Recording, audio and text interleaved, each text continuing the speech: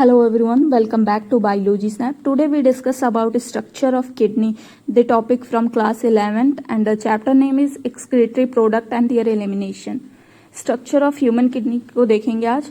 Excretory system क्या क्या consist करता है? A pair of kidney, a pair of ureter, urinary bladder and urethra. यहाँ पे आप लोग लेवलिंग देख सकते हो. फिर किडनी के बारे में, किडनी का जो शेप होता है बीन शेप होता है, वन पेयर में होता है, उसका कलर रेडिश ब्राउन होता है. वो फाउंड होता है between last thoracic and third lumbar of vertebral column. और ये कहाँ सिचुएटेड होता है? Close to the dorsal inner wall of abdominal cavity.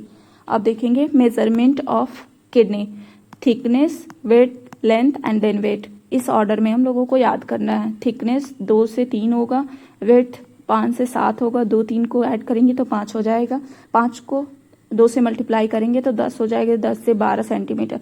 Wait जो एवरेज देखेंगे अडल्ट का तो 120 से लेके 170 ग्राम तक होगा उसका wait.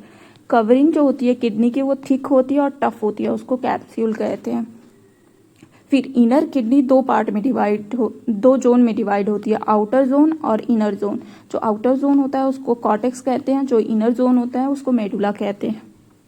Let's see the structure of kidney. The outer layer of kidney is called as renal capsule. Renal term use होता है किडनी के लिए.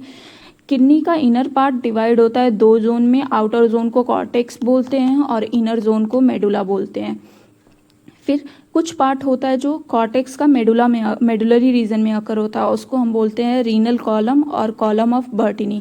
मेडुला जो होता है वो कन्वर्ट हो जाता है मेडुलरी पिरामिड में, और मेडुलरी पिरामिड में नेफ्रॉन आकर होता है. यहाँ से आप देख सकते हो कैसे पिरामिड में जूम करके दिखाया गया है नेफ्रॉन कैसे आकर होता है.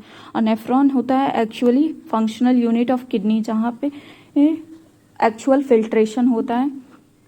और हर एक किडनी में 1 मिलियन नेफ्रॉन पाया जाता है. वैसे तो हमारे पास 2 किडनी है इसलिए 2 मिलियन हमारे बॉडी में नेफ्रॉन पाया जाता है. एक्सक्रीटरी प्रोडक्ट का फ्लो कैसे होता है? बहुत सारे नेफ्रॉन कनेक्ट होते हैं एक कलेक्टिंग डक्ट से.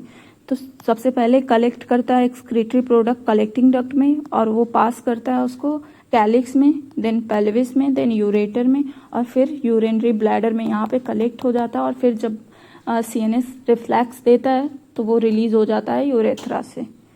Thank you so much.